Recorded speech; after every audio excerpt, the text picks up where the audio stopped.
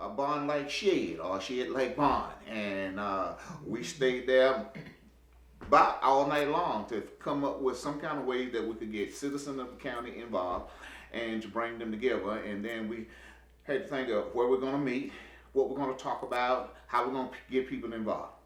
And it sort of ballooned from there. Okay, and who was in attendance at this meeting? Deborah, Ken Ferruccio, Earl Limer. I was there, and there was one other person. Henry Rooker.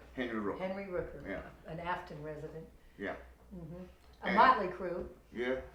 And Deborah, how did you become aware of this meeting, and how did this all come about? You know, some of the details begin to slip and fade as you get older, but I know that Earl Limer, who was a property owner adjacent to the proposed PCB landfill site, when the state had announced they were going to put the PCB landfill in Warren County, regardless of the public sentiment, Ken got on the Associated Press, started sending out messages that there was going to be, you know, due process and then civil disobedience. And so I remember that January 1st, there was a knock at the door, and Earl Limer, standing there at 7 o'clock in the morning, bright blue eyes, baseball cap, pipe in his mouth. He said, "Just wanted you to know the Afton Gun Club is with y'all."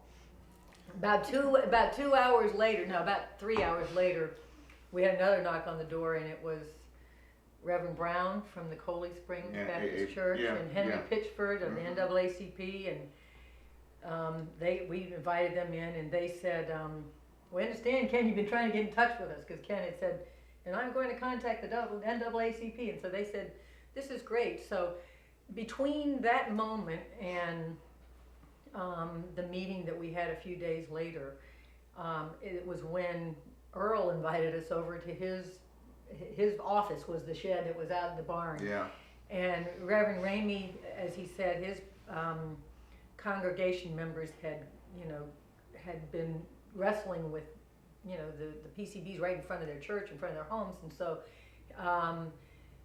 however we all got in touch with one another, it ended up that night that it was Reverend Ramey was the only African American that I remember at the meeting. Yeah. Reverend Brown was not yet at that inside meeting, but it was truly citizens who were wrangling through the night, like you said, with what the world are we going to do, knowing that we were going to do something. Yeah. And the part about it is that the state had made its mind that this is what we're going to do. And there hadn't been any discussion with the resident. There had been no discussion, as far as we know or knew then, with any of the elected officials of the county. And then we were of the impression that even if they had been discussion with the elected official, what they were doing was wrong, because it was going to affect the health, life, and the livelihood, as well as property value of the people that lived in the county for years to come. And so we said that we've got to do something to get attention of all of the citizenry of the county and let them have a voice, because as it was, no one had a voice, no one was speaking. So this little motley crew decided that we've got to